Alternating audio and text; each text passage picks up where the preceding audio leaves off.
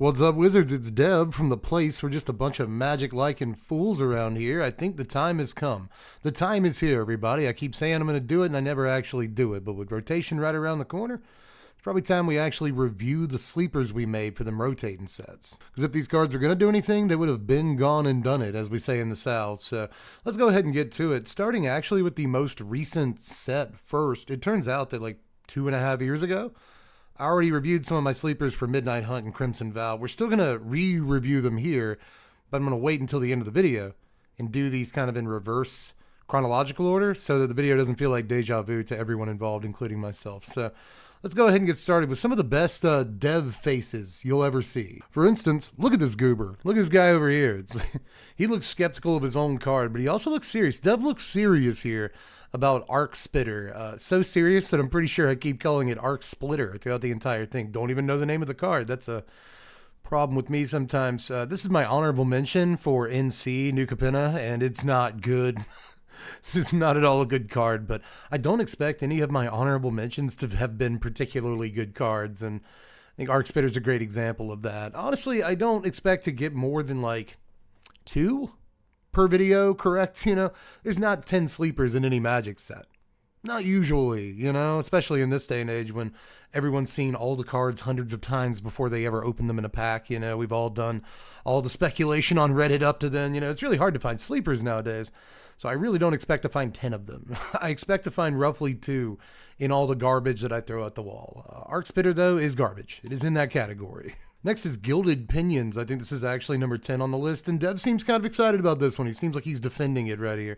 And I guess he would have to. I guess my argument was probably something along the lines of, it's a 2-mana treasure, and it makes 2 artifacts. I still see like the draw to a card like this, but it never did anything, and there's a reason for that. Don't get fooled by stuff like this. Be better than me. Handsome Dev right here. I feel like that's a handsome look. He's over here talking about Riveter's Decoy, and he doesn't even really know what the card does. I think this is one of my biggest goofs, actually, of all time in like Sleeper's history, is because I felt like I maybe thought the card had to be blocked by everything, like it had a built-in lure, and so it was amazing. But no, just something has to block it, so it's terrible. It's not a good card. I don't know what I was thinking. I should get a mulligan on this one. Here's Deb trying out Glittering Stockpile, not realizing that sometimes Commander cards not going to be good in Standard. So I can't really give myself a hit on this one either. I also love how in this screenshot, it proves that I apparently had the stones to compare this to the Celestis, which is just a better card. It is just a better card. There's a reason Stockpile didn't see any Standard play. I occasionally still get people in the comments section or in my email inbox like, Glittering Stockpile? I'm like, no, hope I didn't give you the wrong impression on this card. It was never that good, especially in Standard. Although like it still looks like, okay, 3 turns later, cash it in, profit, but it's just never really did that, did it? It's probably because there's better ways of ramping. Here's one we nailed it with. It's Ledger Shredder, and it appears as though Dev has multiple points. He's on 1 or 2 at the moment. But either way, yeah, Ledger Shredder's a hit. That's a massive sink your battleship level hit right there, baby. This is a playable card in Legacy and stuff. So yeah, this I think this is the first real like actual nailed it of the entire video. Let's hope it's not the last one. Even the Score was next. Dev looks like he's kind of shameful in the shot, doesn't he? Like, I'm not sure about this one. I still kind of stick by it though. Again, maybe me not understanding that sometimes Commander playable cards aren't the best cards in Standard. I'm not even sure this is Commander playable, but it is instant speed, like still Stroke of Genius, and that like should be pretty good. I stand by my pick a little bit here. I feel like if we didn't have like Memory Delusion Standard, this probably would have been playable, but alas, we did. So I just think it never really did see play. Not a hit whatsoever, and I'm still kind of sad about it, to be honest. I'm raw about this one. Devilish Valet, I have no idea what Dev is doing in this. I haven't the foggiest idea, but Devilish Valet, again, kind of a beloved card in some Commander decks, and even some like Rogue Standard Breeze. It's kind of a content creator card. I think I fell into that trap with this card right here. Well, I am a content creator. I'll do stuff with this. I will say, I don't know that it was a sleeper with the people who would go on to enjoy it, right? I think my point with this is that it's actually more competitive than you think. No, it wasn't more competitive than you think. It was exactly as competitive as everyone thought, so I can't really give myself a point for this at all. Number 3 in NC was Sanctuary Warden, and I feel like there was a time when I could have deserved like a half of a point for this one. You know, like Mono White was a deck. It was a 2 of in Mono White for a good long time when that was a mid-range deck that morphed into more of kind of a control-y, grindy mid-range deck that often would play a 1 of or then eventually 0 Sanctuary Wardens. And now Mono White midrange isn't even a deck anymore. So, you know, in this day and age, I don't think I get any points for Sanctuary Warden, but it definitely had its time in the spotlight at one point. So, again, I want to give myself like half of a hit for this one, but I'm not sure I deserve it. Discuss in the comments on this one. I'm not sold. Number 2 in the new Capenna was Jaxus the Troublemaker. I'm pretty sure I compared this to Fable of the Mirror Breaker, don't I? Yep, there it is, right there. Hold on. Up. Bang. Fable of... Reflection of Kiki Jiki on screen. That's not what this card is. Even after Reflection got banned, or Fable got banned, card still saw no play. So, you know, in a perfect situation where the card that it's kind of like, but a terrible version of, gets banned, it still doesn't see play? No. I feel like I should get a negative like half a point for that, so it takes away any points I might have gotten off of Sanctuary Warden. I was wrong, by the way. Sanctuary Warden apparently was number 4, and then Jaxus was number 3, which is worse. So what's next? Halo Fountain? Yeah, wow, that's a face, Dev. Can we get a better face on Dev here? Barely. Look at that. Look at that cheese-eating grin on the man. I know things. Not really. Halo Fountain is probably the most like commandery card on the new Capenna list, the sleepers list, but this never saw any impact in standard. Again, outside of like content creators, channels, like me and Power Dragon and a bunch of other people have done like a bunch of weird stuff with this card. And we've all had like a lot of fun, right? But I don't, this card gets absolutely 0 points. My goodness, what was my number 1?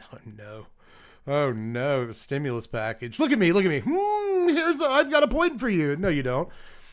Dev. You got nothing. This still looks like it could be like a explosive vegetation or an invasion of Zendikar if you want to compare it to a played card. But, you know, Zendikar actually puts lands into play. I'm still like halfway wanting to be fooled by this card. Like, no. Stimulus package was okay. It was got a bad rap. No, it didn't. It was exactly as good as its potential showed. That made sense. It's to someone's mind. Either way, yeah, this is all of New Capenna, and I got Ledger Shredder. That was it. I think we're at net 1 point for New Capenna.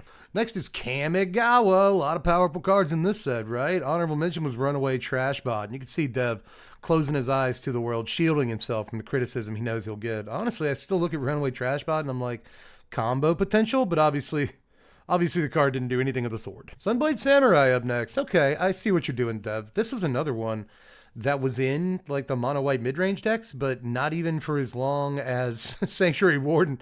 It was like a 1-up. Sometimes you see it 2 of at the very beginning of the life cycle of mono white mid-range, but this card got dropped pretty quickly, so I want to give myself a 1/4 of a point for like the month and a half it was in standard, but it was like the worst card in the deck and so got cut the fastest. So again, I feel like I almost deserve negative points. Like at least a lot of people play tested it.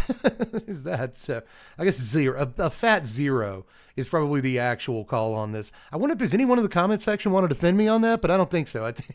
I'm pretty sure I deserve nothing for this and will like it. Behold the Unspeakable. My goodness. What is this, number 9 or something? This is a unspeakably terrible Magic card. I've actually tried to play this, I'm pretty sure like on stream before, and it's so bad. The card is real bad, so don't try to play it. Next was, High Speed Hover Bike. I look kind of confused by my own pick here, but okay, yeah, this, does this actually have like any standard play? I guess in Simic Cookies, which is a real deck in standard, this card does see play, but I'm actually not like 100% sure that all of the like 5-0 Simic Cookies lists for MTGO and some of the random ones that have been in real like paper tournaments, I don't know if any of them play HSH. So I don't know, man, but I do feel like maybe a 1/4. Can I get a 1/4 of a point? Can I get an 1/8 of a point? Is it possible to get an 1/8 of a point on High Speed Hover Bike? I don't know what that math's going to end up working out to, but let me know in the comments section. Does this count? Does this count in any way, shape, or form? There's going to be some like hard-nosed people down there like, nope, you don't get nothing for Hover Bike. But I think there's going to be some people who are like, okay, you know, something. Kami's Flare. Okay, this is another one that's like a 1/4 of a point, right? Or is this another eighth of a point? do I have a cumulative quarter of a point now for Kamigawa? This is another one that I don't really think saw too much like actual competitive standard play. If you're looking at like paper Magic or even like 5-0s, well, maybe in 5-0s, maybe if you count League 5-0s and stuff, Kami's Flair is in the mix. But I don't think I should get too much credit for this, especially considering it's like a random removal spell. Ooh, this is a good card. Right? It's Generous Visitor. Is it only Generous Visitor? Appears to only be Generous Visitor. People weren't talking about this. This is one of those where I have a hard time believing that no one was talking about Generous Visitor. Maybe this is one of those where my argument is that it's better than people think it's going to be, even though there are people talking about it. And it certainly was. I think I should get a whole point. Can I lobby for an entire point on Generous Visitor? I think I can. It's not like there weren't people talking about it, but I think that maybe my point is that like people should take the enchantments deck seriously. And yes, that was 100% true. So man, you know what? I'll take a point. You let me know if I shouldn't be taking that point down there in the comment section. Look at this face I'm making. With Jugan Defends the Temple. Why wasn't this card good, man? Why wasn't this card good? Maybe because like a 1/1 that ramps you on turn 3 is bad. But it does so much other stuff. But like so many times, at least when I tried to play this card, so many times I make the monk on turn 3 and that's not good enough. And they just like kill it or something. And then I don't have anything to put the counters on. So all I really got was like a turn 5 2/2 flyer. And like so, But I still feel like this card is like, 5 power worth of stats for 3 mana. 2 of it flies. It creates more power in stats. If you have more modified dudes, it's a 7/7 trample fly. It's crazy. So I don't know. I feel like this card just should have seen more play, but it didn't, and that's for a reason. And mostly because green like kind of sucked for like 2.5 years. But I still wish I could give myself a point on this card. It could have been a contender, but it never really was. So 0 points. Not quite negative points, but no points. Next, what is it? Tameshi Reality Architect. None. Some commander points, but commander points aren't real. They're at least not in the context of what I'm doing here. I'm mostly like trying to see if these were competitive in like, 1v1 60 card formats. And Tameshi was certainly not, although card is so cool, right? We can agree the card's cool. Oh, next was Raichu. I definitely got Raichu right, but it's kind of like Sanctuary Warden, right? Sanctuary Warden was like a 2 of and a fringe-ish deck, whereas Thundering Raichu was a 4 of in the best deck in the format, or like one of the best decks in the format for a year. So this is a point. I feel like I definitely scored a touch ball on the touch ball. I was trying to make it be like a funny portmanteau, but instead I went with double entendre, and we'll see where that lands me. But either way, this card's a point. This card's a point all day, buddy. I get yes. Next is Tatsunari Toad Rider. God, this dude's awesome. Look at that art too, guys. This guy's so good. This is another one that you just should make a commander deck out of. And like we've had some fun streams with this card where we did some good stuff and like won some games, but nope, you don't get any points for Tatsunari, dude. What were you thinking on that? What were you actually thinking? Restoration of a Ganjo? Ooh, funny face dev over there. Can we get to still kind of a funny face dev? It doesn't matter. I'm always making a funny face. But if you pause the video right now, I'm making a funny face. See? Anyway, restoration is 3/4 of a point. Argue with me in the comments section. Restoration is 3/4 of a point. I have no idea what the math is now. I feel like we're doing okay. Like we do count those 2 8s of a point. And this is 3/4 of a point. That's a whole point. So we're on like 3 points now. Let's kind of go. Surge Hacker Mech is a bad magic card. -1 point. All right, so now we're back down to 2 points, I think, on this one. It's probably seriously worth negative for even bringing it up. I really wanted this card to be good. And I played it on stream, but it's not good. Michiko's Reign, 1/2 point. Can I get 1/2 point? I feel like I should have just lumped in like Generous Visitor, Michiko's Reign, and like Kami of Transience and stuff, like all together in the same group. But I will still take, okay, I'll take 3/4 of a point for how good the card actually was in standard, like the pedigree. And then I'll take another 1/4 of a point for all the memories that we made together in decks that aren't specifically Selesnya, like enchantments, right? Like I played like blue-white artifacts with this card a bunch of times, mono-white artifacts with Michiko's Reign. mono white enchantments with like Catilda, you know, like that. But we've had a lot of memories together. I love this card, so I want to give myself a full point, but I'll probably just stick to a 3/4 of a point, sure. Next is Life of Toshiro. Really weird face on that. Let's get it. I hate looking at myself. Life of Toshiro. If you haven't noticed, I feel like this is another like content creator one, but not because content creators like brew around it. Just because like CGB and Sonyo and a bunch of other like people that get a lot of views will occasionally put this into their decks and kind of advocate for it on Arena. And it is a pretty good card in like best of one Arena, or at least it had its moments. I remember when people were briefly comparing this to Orcish Bowmasters, which is nuts. It's a nuts comparison to me, but I heard it like 4 different times.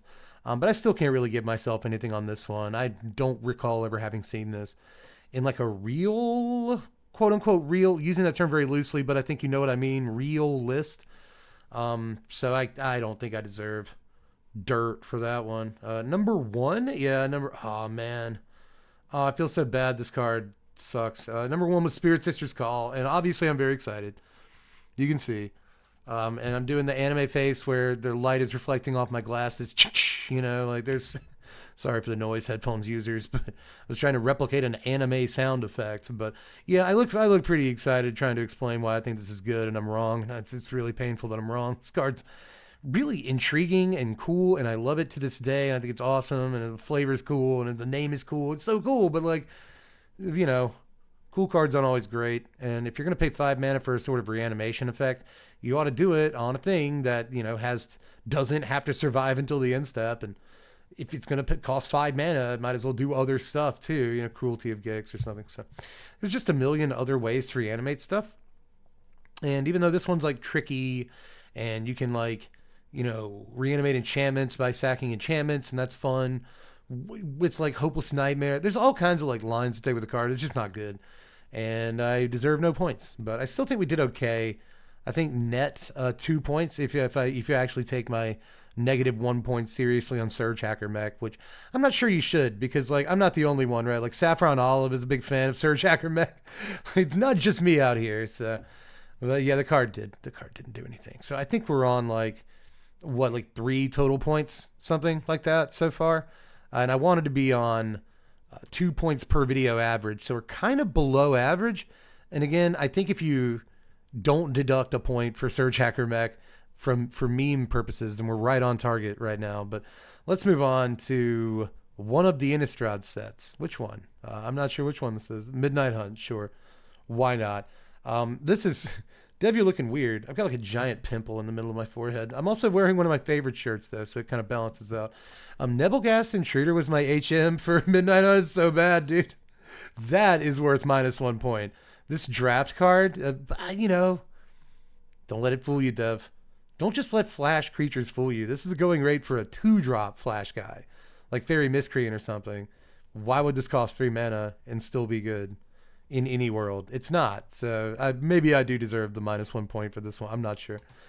Contortionist Troop, pretty bad. Pretty bad. I still see this in commander decks every now and again, but that counts for exactly 0. Stingy with De Niro. Diregraph Rebirth is next. This is not looking good, is it?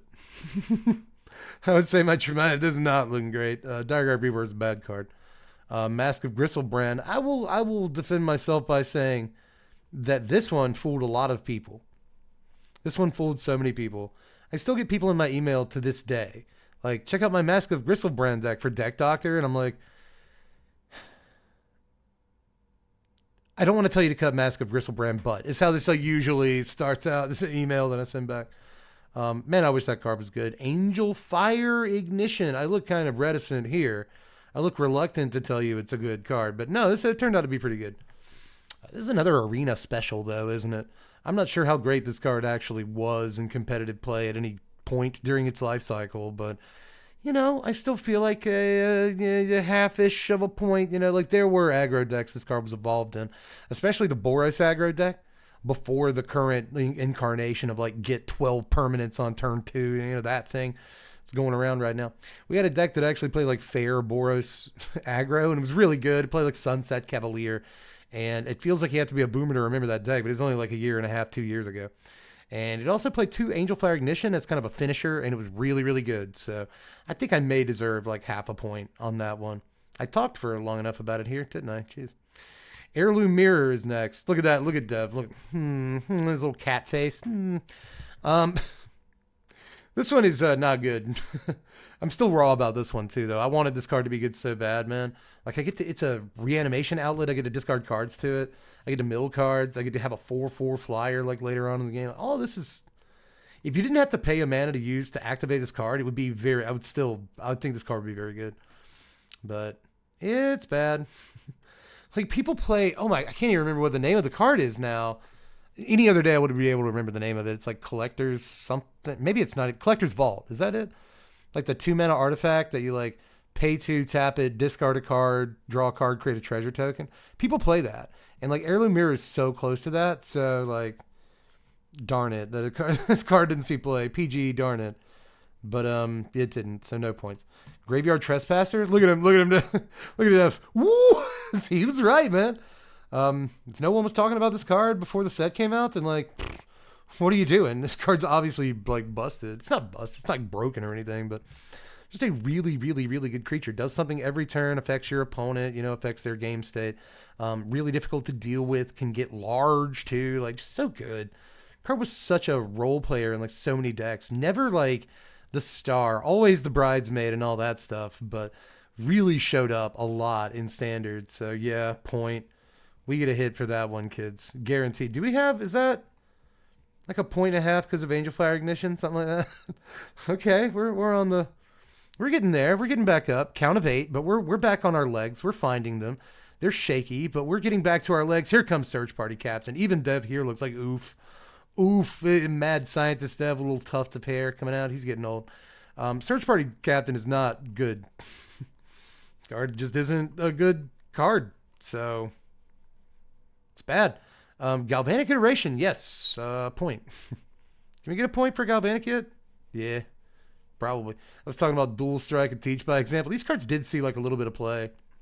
So I think my argument does go along the line. If I remember correctly, like, why is no one talking about this? It goes with this stuff. But, later we'd see, what is it like? Not even later. I think it's like around the same time we'd see Alrund's Epiphany decks with Galvanic Iteration just like crush the meta. So I think I get a definite point on this. So we're at least, okay, we're 2 points. We're back in the game, baby.